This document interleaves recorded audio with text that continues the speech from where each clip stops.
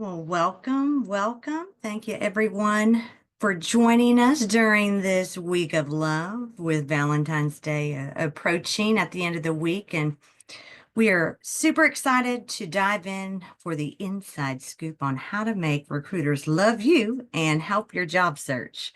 In today's webinar, how to make recruiters your advocate. Just a couple of housekeeping items. Please stay on mute, but we do encourage and please, please, please would appreciate your interaction from you. Be present, be on camera, blow up the chat with questions, comments, anything that we can do to help, because at the end of the day, we are here to serve you as Arkansans and share the knowledge to support your job search and your interview skills to ultimately land that job offer. I'm Ashley French, native Arkansan, and it is my pleasure to introduce our co-host extraordinaire, career coach, recruiter, work-based learning program manager, Nicole Parsons. Good afternoon, everyone. Love co-hosting with Ashley. I always get the most extravagant introduction. Love that. It's always a good morale boost, but excited to be here this afternoon. Like Ashley said, my name is Nicole Parsons. I'm the work-based learning program manager, and I'm excited to be able to walk you through today. And then we also have some names for those of you that are currently in one of our programs or have applied to one of our internship, apprenticeship positions. We have the fantastic senior recruiter, Miss Jenny Sales, Katie Rains, and Elise Long. All right, so I do recognize a few new names that maybe have not taken the next step to apply to one of our programs or job opportunities at Apprenticely. And a brief just kind of overview of who we are and why we do what we do. Apprenticely is a nonprofit based here in the state of Arkansas, dedicated with growing the technical skills and abilities of the workforce within our state.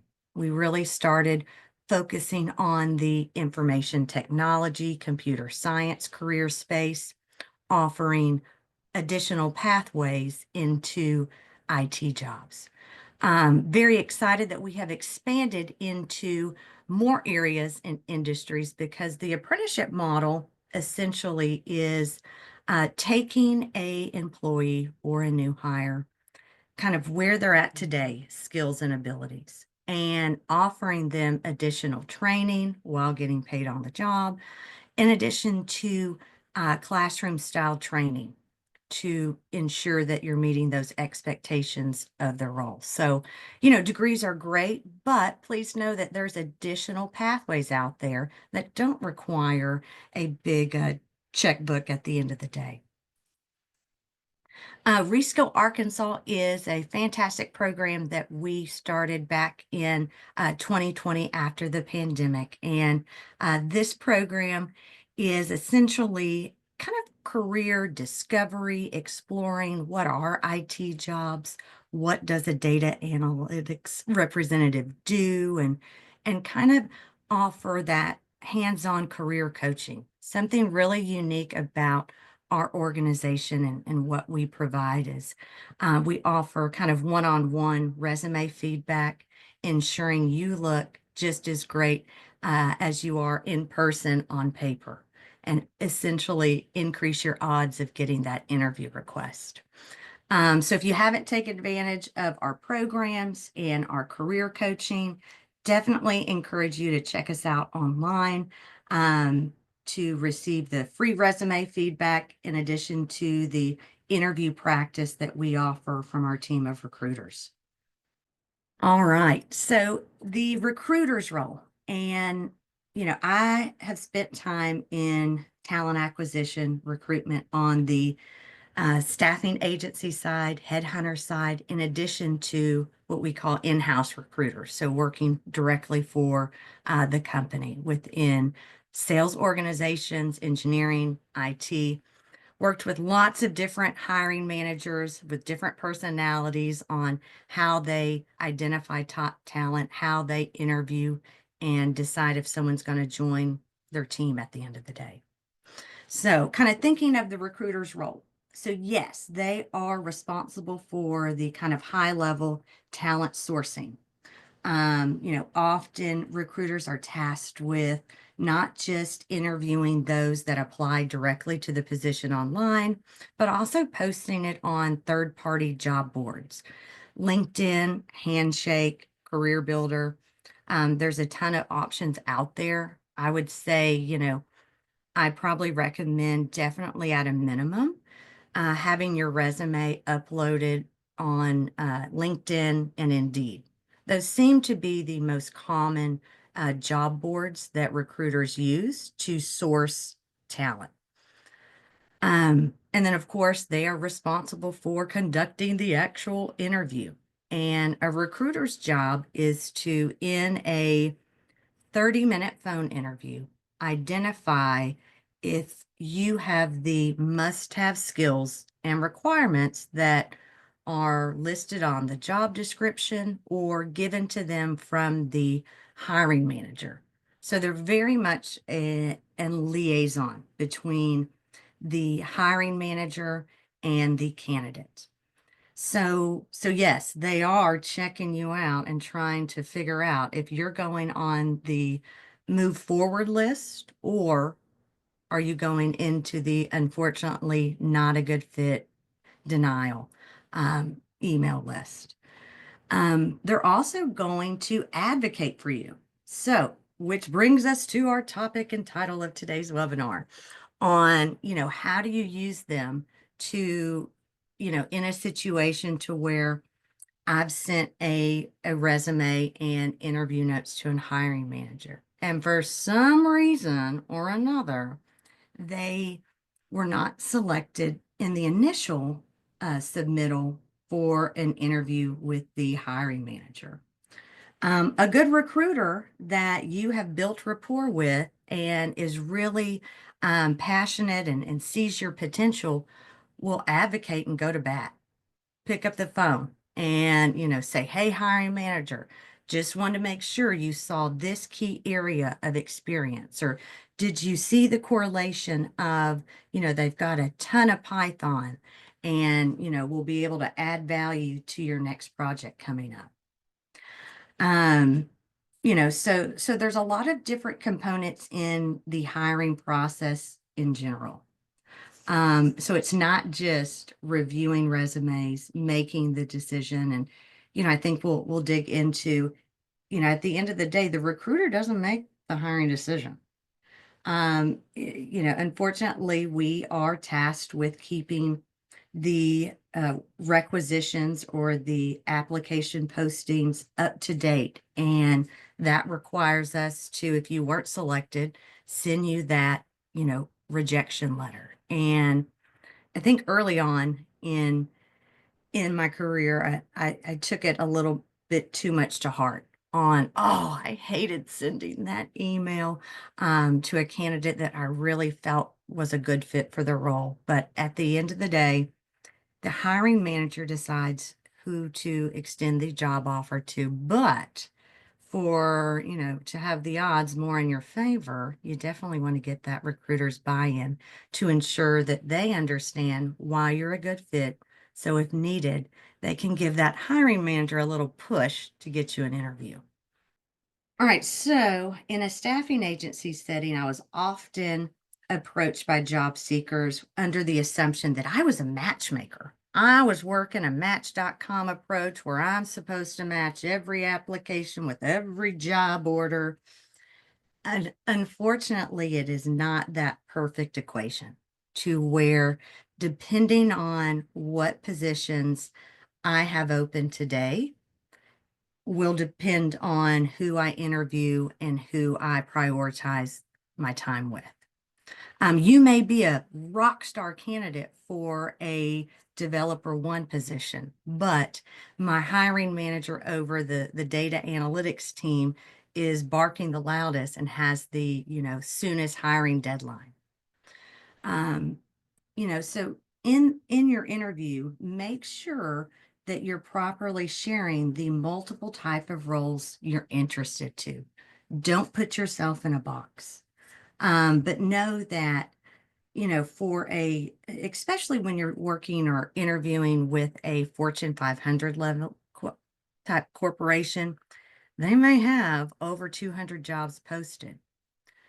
Don't make the assumption that because you interviewed with one recruiter for one position, oh, they have my information. They'll call me if I'm a good job fit.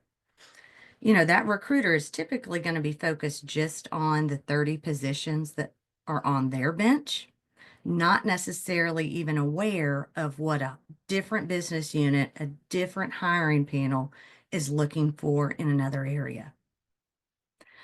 Um, so we kind of touched on a lot of the skill matching. So make sure that if there is a skill or a technology listed on a job description, if you have that skill, you better make sure it's in your resume and somehow in the interview you speak to it. Great example would be a project or some type of example that highlights your proficiency level.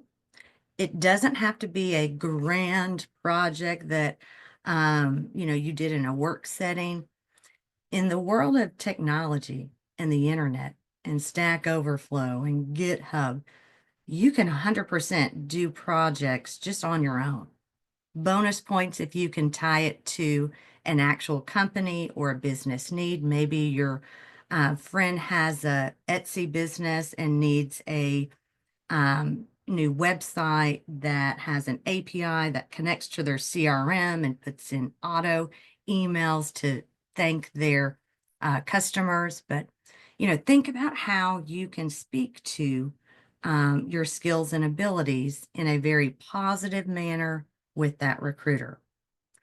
I think one of the downfalls or how to get a recruiter to have kind of red flags and maybe pause to move you forward is being negative in the interview process, specifically on your reasons for leaving or your previous manager. We call that kind of red flags on if consistently an individual was terminated or laid off or walked off a job, in their last 3 job transitions. Uh, there's a lot of application systems that actually require the recruiter. So imagine a drop-down box, and it is your reasons for leaving your last 3 positions.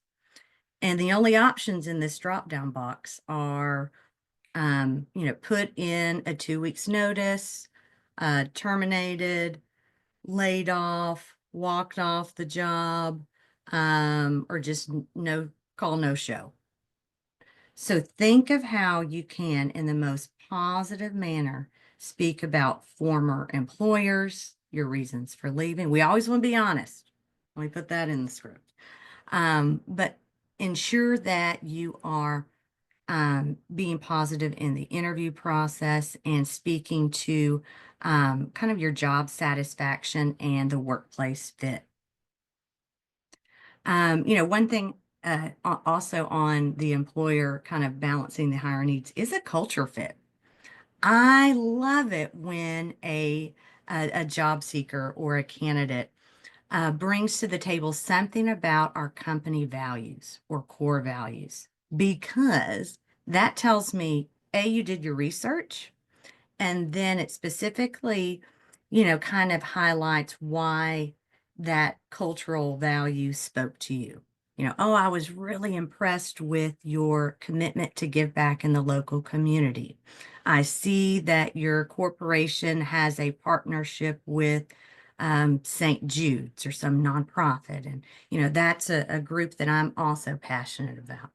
Again, that gives a positive connection on kind of cultural fit. And Nicole, you feel free to chime in if I'm not hitting it all. No, All I right, think so you're hitting all the things. It's well, so good.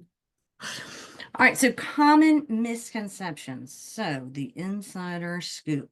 I kind of talked about the amount of openings and how a recruiter has to prioritize every single time slot in their day.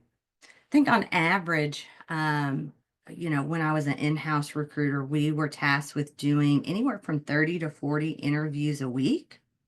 So I only had 30 minutes with each one, and then had to get all of my documentation, my notes, my next steps. So kind of understand the logistics behind the scenes on, make sure you're on time. Ensure that you are condensing your responses based on, fitting in the designated interview time slot they provided. When in doubt, so say if you're a talker, kind of like me, most recruiters are, and maybe you tend to ramble or have lengthy responses. A good way to kind of mitigate that is take a pause and ask the recruiter if that is sufficient enough of a response. Or, maybe at the end of your interview, you've run out of time for questions. Um, a really great approach is ask the recruiter if you can send them an email with your follow-up questions. Definitely have questions. If you don't have questions, that makes me think you're not as interested. Kind of one of those common misconceptions or, assumptions. Um, you know, in regards to volume. So recruiters interview all day long. Lots of Sarahs, lots of Jennifers, common name. It's really hard to remember everyone. Nicole is going to do a fantastic job on digging into specific examples of a good approach.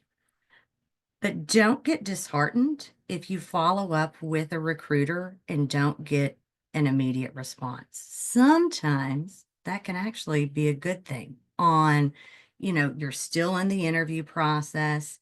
Maybe you're kind of the number two selection. The hiring manager is still trying to figure it out. And sometimes the recruiter doesn't always know. Maybe the hiring manager is traveling or is ghosting them. So again, the recruiter is kind of in the middle. And unless they have a definitive update on, whether you're still being considered or not, they may not immediately reply. And then other kind of last final common misconception, recruiters are only focused on your current qualifications. No. Feel free to add in anything on what you're learning next, whether that's a professional development book, whether it's a online Udemy course that you are doing to strengthen a specific skill set. That's going to set you apart because it shows your own initiative and self-drive. Um, so something, Ashley, that you said that kind of like sparked something in my brain was when you were talking about like that recruiters may not respond instantaneously. So I think it's important to remember that, like you said, we have like 30 to 40-ish interviews that we have to do, and then the documentation, and then the follow-up with hiring managers. But on top of that, we're still a subsection of HR, which means that HR is getting back at us like, hey, what strategic efforts can we do to make the organization better? How can we target, a different talent? How can we go to job fairs? A lot of recruiters are out in the field sourcing candidates. And so they may just not be at their desk, or they may have a million fires to be putting out. And like Ashley said, it's not always a bad thing. Sometimes not hearing anything, we're still in the running, we still have an opportunity. And so it's something to keep in mind as well. Now, when it comes to recruiters, we really only have what you tell us, right? We only get the information from what you tell us during the interview process, what you want us to know. And I always tell candidates, as much as I would love to say every interviewer is a great interviewer, sometimes we're brand new to recruiting. Sometimes we just have our off days, right? We're human. We may not be having the best day, or we may have put out 40 fires this morning, and we may not be on our A game by the time that we get to that interview. And so we may not ask the best questions, or we may not ask the questions you want us to ask. And so I always tell candidates, you have that power to bring the information to the table. You are able to share what you want us to know and be able to weave that into your answers. Like Ashley said, just making sure that we are keeping our answers condensed. We don't want 20, 30-minute long answers just for one answer. Keep in mind, recruiters do have a set amount of questions they normally want to get through. And so just making sure that, we spend that time on the front end preparing and what we want to include in those answers. We're making sure that it's in a nice condensed format. Let's see here. So we've got just communicating the information that we want them to know. It's also about how you communicate. If you are coming across very unsure, if you are downplaying your skills, if you don't think that they're anything special, what do you want us to take from it, right? We go off of what you're sharing. And so whenever you communicate positively, right? We are confident in the information. We know that this is a fact and we know that this is a strong suit of ours. So for example, just even like the tell me about yourself, here's an example I hear quite frequently. My name is Nicole, I've worked in HR, but nothing major, just like some recruiting or bringing on new employees, right? And so already I'm like, okay, well, you didn't do anything major. There's nothing shiny or important from what you did. Okay, I'm moving on. What else you got to tell me? And so setting the stage is so important, coming in with that confidence, knowing what you bring to the table, who you are, what you're looking for, and being able to present that to that organization will help you get started on the right foot. So a different way that you can kind of promote that is, my name is Nicole Parsons. My background is in employee onboarding and engagement, where I've onboarded over 200 new hires, and I managed engagement for an organization of over 2,000 employees. Beyond that, I have extensive expertise in full cycle recruiting for a nonprofit organization. So it has a different vibe, right? Now we have metrics. Now we have some different talking points. So even if the recruiter is having an off day, like, oh, tell me more about your onboarding experience for 200 employees. That sounds really cool. And they have enough information in that tell me about yourself that they can ask some good follow-up questions afterwards. All right, so to spend some time ahead of time preparing, going through your experience, kind of creating some of those metrics, number of tickets that you solved. Did you save the organization any kind of money? Did you create an automation, right? Because of that automation, how much time was saved for the organization? What impact did that have for the organization, right? Because of the process that I implemented, they were now able to do X, Y, and Z things, right? Companies love some good metrics. We love some good impact reports. And so being able to share that with us, again, gives us the recruiters enough information to go to bat for you, right?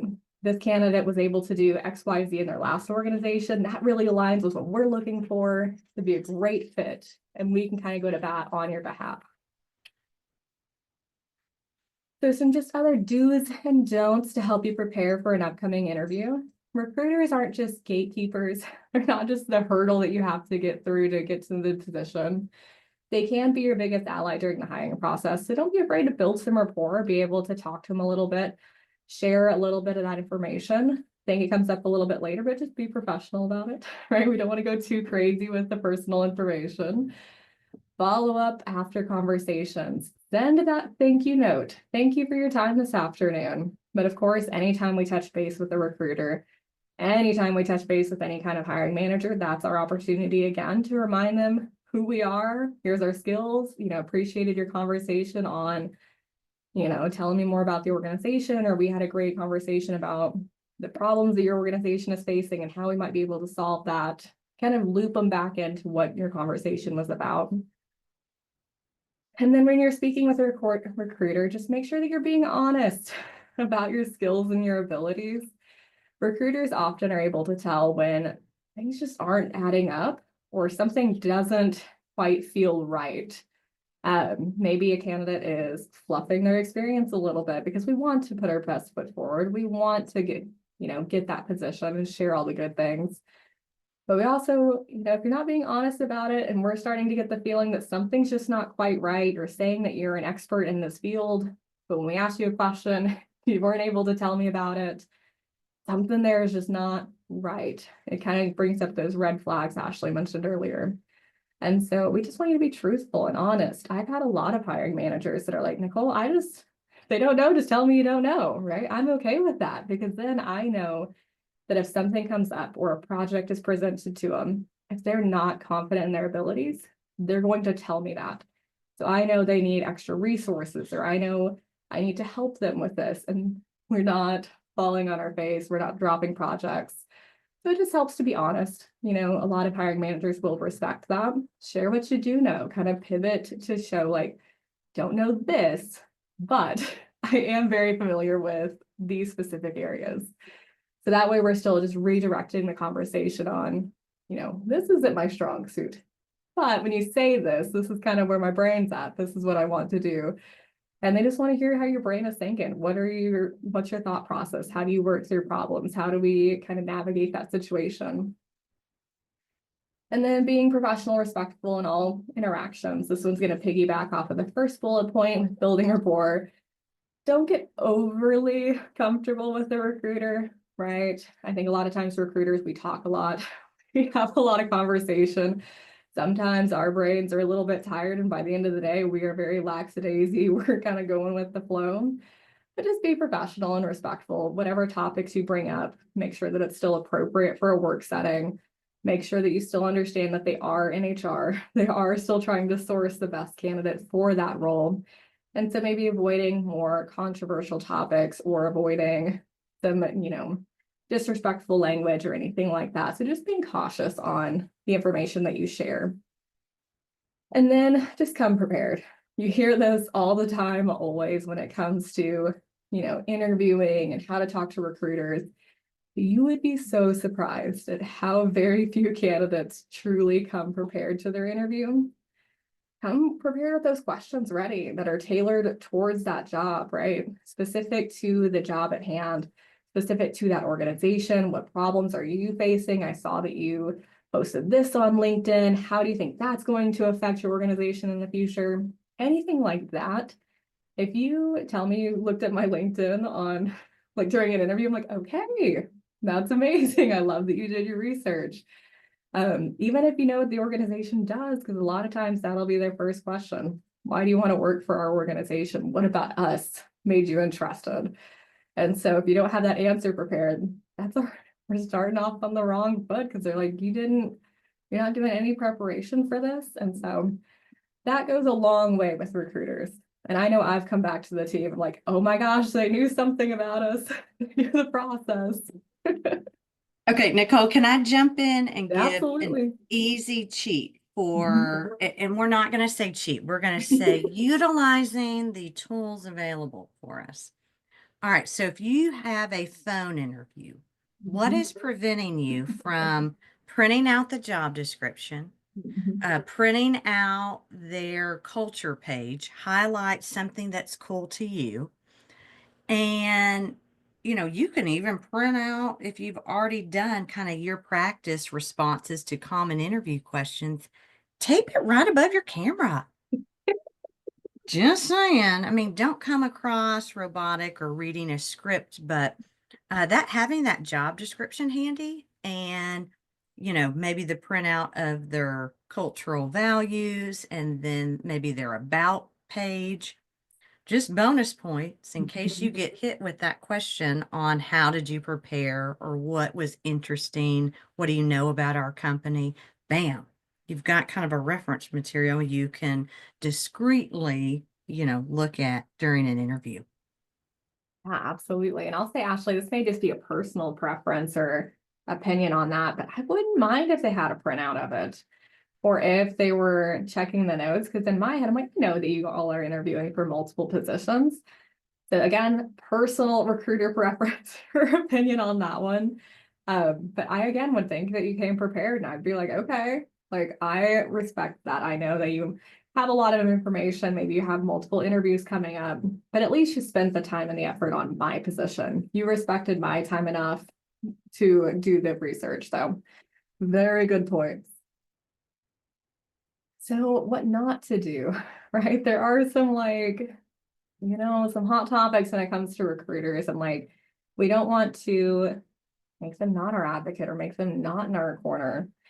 So a surefire way to kind of burn the bridge with a recruiter, or to kind of give you the ick, if you want to use a more modern reference, is excessive follow-ups, right? If you're in the inbox like 3-4 times a day or 3 or 4 times a week, I'm like, okay, I didn't have an update, I promise. Like at this point, I know your name. I will give you an update as soon as I have it. And then it just becomes to the point where I'm like, I don't want to email anymore because then I'm going to get 14 more emails in my inbox and I just can't handle that right now. I've got too much going on. This is too much. And then also, are you going to be that way with my hiring managers? Because sometimes, again, we are the gatekeeper, so we don't want it to get to that point where my hiring manager's like, okay, now Nicole, like, they've emailed me 14 times. What's going on? So the golden rule, or kind of like a good, cadence to follow, is like one follow-up after the interview, one solid follow-up for them. And then at max, maybe a follow-up like 2 weeks later if you haven't heard anything. Of course, if you're going to email them, you're going to contact them, we're going to give your full name. We're going to reference anything on that role that you applied for. If it had a rec ID, relinking that in there for them. It was X location, it was this job title, any of that information, because now it makes it so easy for us to go and pull your information and kind of remember where you are in that process. So even if I don't have to look it up, I'm like, okay, I know that position, that hiring manager's out of town, like I can quickly respond back to you for that. And so you're increasing the likelihood that they will get a quick response because I have everything I need to be able to respond back to you very quickly. So we mentioned this already, but don't be vague or misleading about the information, about your job skills, your preferences, anything like that. Sometimes candidates will be like, I am good with whatever you got, like just give me the position. Again, they're trying to find the best fit long term. And so if you come in, it's like, I don't really care what you place me, just place me in the company. That's all I want. Now we're coming across like, do you know what you want? If I place you in this role because you just want anything, do you really want this position? Is this really where you see yourself fitting long term? And then again, you might just give some mixed messages on what you want, where you're going, how you're going to fit into this organization. We want to be very intentional about what we present to a recruiter and make sure that, the information we do get them will help us be strategically placed in any of those roles. And so if we are targeting multiple different types of roles, you can still say that. I'm very interested in data analytics or software development because I feel like this is going to help in my overall career growth in this trajectory. But if it's too vague, too high level, now we're starting to get a little bit wishy-washy. Don't expect instant results. I think we mentioned it, recruiting process takes time. I know it's frustrating from a candidate perspective. It's frustrating from a recruiter perspective as well, if that makes you feel any better. But recruiters will often recruit for like 2-ish weeks per role. Maybe they have like multiple interviews set up. And then once we get our top candidates, we're sending that to the hiring manager. And like Ashley said, they might be ghosting us. They might be out of town. They're in meetings. They got their own fires. And so we're waiting on that response. Then once they're like, okay, Nicole, I want to move forward with these candidates. Well, now I got to schedule interviews for them, right? We got to schedule that next round and that takes time. And then we finally get the top candidate. We get our candidate we want to make an offer to. Well, now you have to route the offer through HR. Depending on the offer amount, sometimes it has to get approved by X chain of events. And so it could take additional time from that side. And so just understand we are trying to move it forward as fast as possible. We know it's frustrating. It just doesn't happen overnight. Don't be late to interviews. Don't miss any deadlines set by a recruiter. If a recruiter says, follow up with me in X amount of time, or,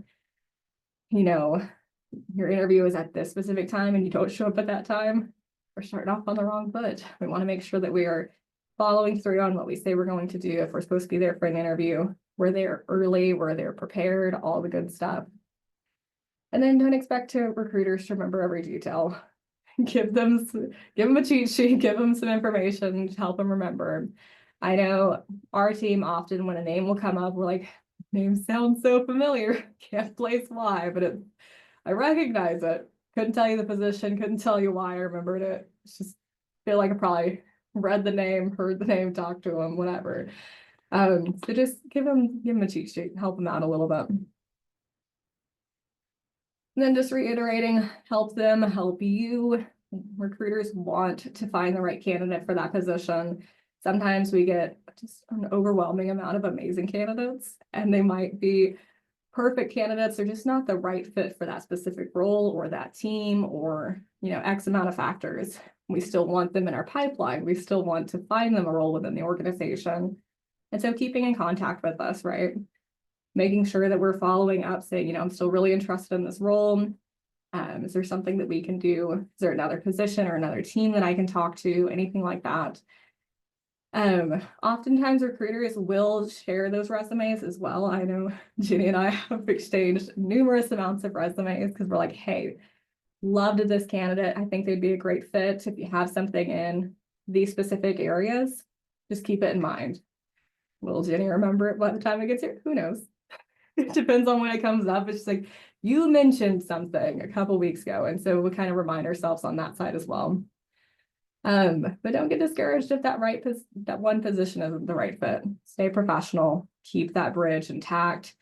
Highlight key information that'll help the recruiter keep your information top of mind. So that way, if a new opening does come up, that's an option as well. And then, of course, I wanted to leave you with an email example, some good language to be able to utilize. Just kind of reiterating a couple things. So I wanted to follow up on my application for the IT support specialist and Lowell. So we're dropping the title, we're dropping the location. I really appreciated our conversation about the company's effort to an IT problem solving and customer support. It reiterated my excitement for the role. So we're still expressing excitement for it. We are sharing something that we probably talked about during that interview.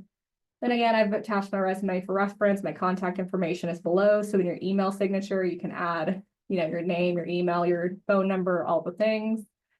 If there's any next steps I should prepare for, looking forward to keeping in touch. So nice and simple. This one is just a very vague email template.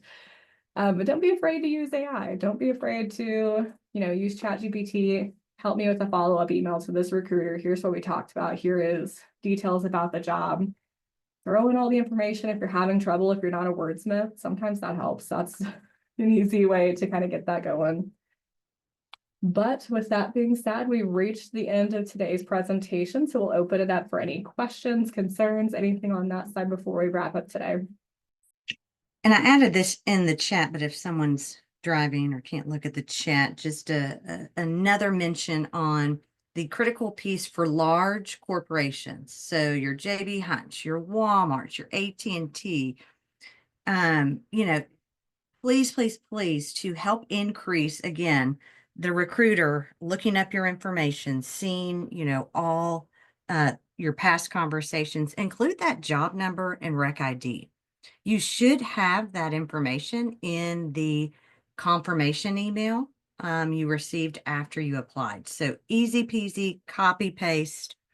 You can also, a lot of the applicant tracking systems, if you log into your profile, if they required you to create a profile login, sometimes you can even see your status right there. So, actively interviewing, denied, or position on hold. Not every company discloses those status updates, but it's worth checking out to see if that is a self-serve option as well. Who's going to be our brave participant on asking a question that's been burning or anything, questions? This is your chance on, understanding how a recruiter thinks, how to increase your odds of getting that interview request or job offer. I have a question. So I always hear that if you are like in a recruitment process or you have an interview, you say what they want to hear. Would that be true for this specifically? Because I feel like that can vary by company to company.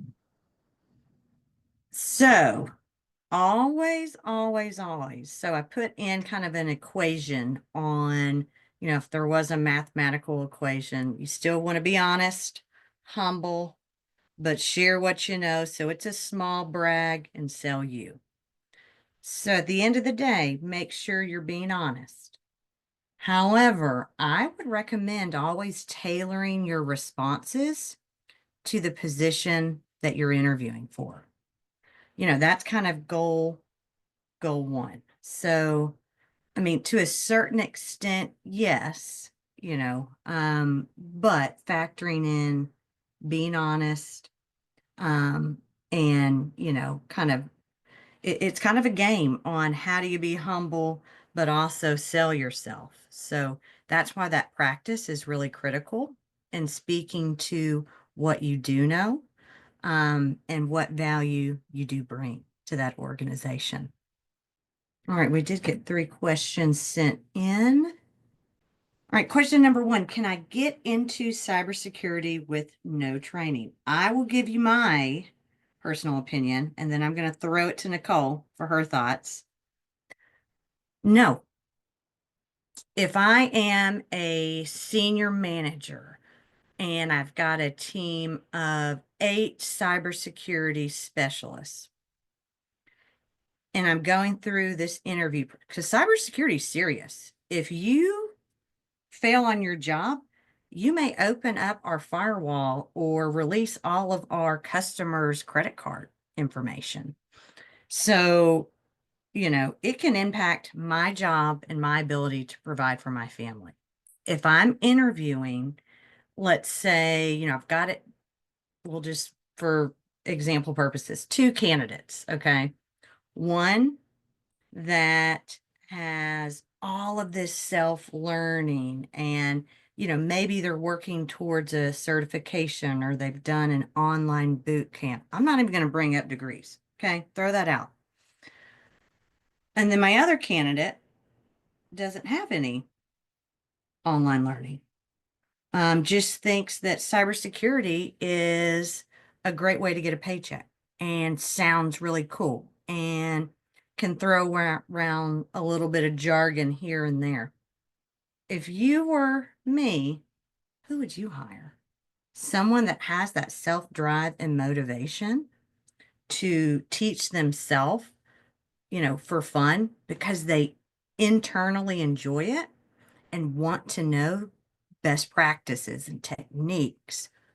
Or are you going to go after someone that has been just, working 8 to 5 on a help desk, hasn't even, thought about Googling pin test methods or downloading the free version of Wireshark? Yeah, Oh, so on my side, I have to agree with you, Ashley. I don't know if many of our hiring managers or hiring managers that I spoke to that would let you get into any trade without some kind of at least training, effort that you put on your side. If you're going into like a very entry level data analyst, they're going to want you to have some kind of experience in like SQL, Excel, Tableau, Power BI. Maybe you've never used it in a work setting, but you could tell me how to use it. You can walk me through some of the steps, right? You can navigate through some of it.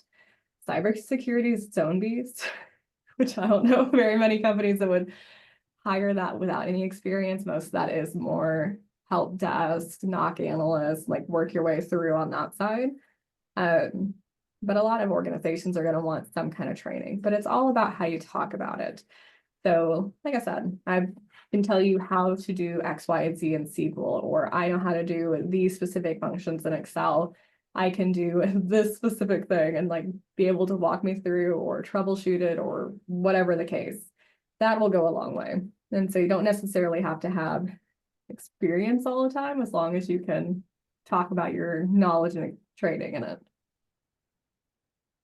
And then Ashley, how can gosh. I continuously contact employers in an ATS automated world? That one is such a good question. Ashley, I'll give you my quick 2 cents on it. I think you're gonna have a more in-depth answer on this one than I might. But it is a very automated world. I know for our applicant tracking system, if you didn't know what ATS stood for, applicant tracking system, usually you'll get some kind of confirmation email or some kind of, generic, like we have our talent at apprenticely.org. There's usually some kind of contact information, some way you can get a hold of someone. And so usually it's something like that. You find the email, you can try to find them on LinkedIn, get into some risky business on how that might go. Some of them may appreciate it, some of them may not. But Ashley, any thoughts on that one? Yeah, sorry, I was going to add in our talent Mhm. inbox. But first of all, there's a reason why applicant tracking systems exist. The time and work hours it would take to do paper applications, to list the recruiter's email on every job posting. Unfortunately, that doesn't work. I would, instead of that question on how do I contact them, I think you got to look at on your resume, why aren't they contacting you? As part of our coaching process, we look at, all right, share with me what kind of jobs you're applying to. Are you getting interviews if they are actively applying? And when the answer is no, I like to have the individual pull up the jobs they've been applying for. And then I walk through, all right, so looks like you applied to this developer 2 position. Oh, did you see, they're looking for someone with a minimum of 4 years of work experience, specifically in .NET. Looks like the resume you have doesn't have .NET. You only put Java. So, I think that would be, not an answer, but at least kind of a process to go through, ensuring you're applying for the right job levels and that the resume you're using aligns with those skills and abilities. I will say the updated statistic on 72% of job offers come from some form of networking. So don't limit yourself to just applicant tracking systems. You have to apply online for compliance, legal reasons, but do both. There's so many free networking groups on meetup.com. There's the Arkansas Hackers or Central Arkansas Hackers Association. They have really fun. They typically, I think, meet at Flying Saucer. They have some speaker. Think about who you can surround yourself that is in the industry or the career that you're targeting, and ask for their guidance and feedback, whether it's hey, will you ask your boss if I can come do a 1-hour job shadow? And you better look your best and play the part. Pretend like it's an interview because you're going to meet that manager and you're going to offer a really great handshake and eye contact. And, in hopes that if they have a future job, maybe they'll give you a call. But, think of other avenues to get to your goal of interview and job offer. All right, looks like number 3 is is this training for my current business or positions you offer? Sounds like we should probably follow with that person directly to get a little clarity. So, for everyone's awareness, so Apprenticely, we do work with employers on finding, for the most part, free funding or free training resources for their current team, their current employees, in addition to helping job seekers um, find meaningful job offer connections and opportunities within apprenticeship and internship. So kind of a lot to unpack, but I will mark that to follow up direct. I think there's a question on who they should contact to follow up with your application status if you want to reach out to that talent at Apprenticely. We check that after every webinar, and we will definitely get you in contact with who would be the right recruiter on that. Just dropped it in the chat for you. And then Ashley, I think there's a question. Membership with training provider expires soon and haven't yet found placement. What are going to be the options this year? Can they just apply for jobs with ATS or Apprenticely? So I think I would probably need additional information on which training you're a part of. But definitely, if you see a job on our career site that you're interested in, please apply. I would just, make sure you look at those locations or work hours to make sure that those fit your availability work schedule wise. But, most of the training that we provide has extensions, unless it is with the U of A Global Campus. So we'll have to reach out directly on that one. Those are the only questions I see in the main chat. Ashley said you had some direct ones, but that's all I see in the main group. Nope, I can copy it before we close. This is your last chance for any questions. Well, hey, thank you, Nicole and the fantastic Jenny. We appreciate everyone's time. And, I know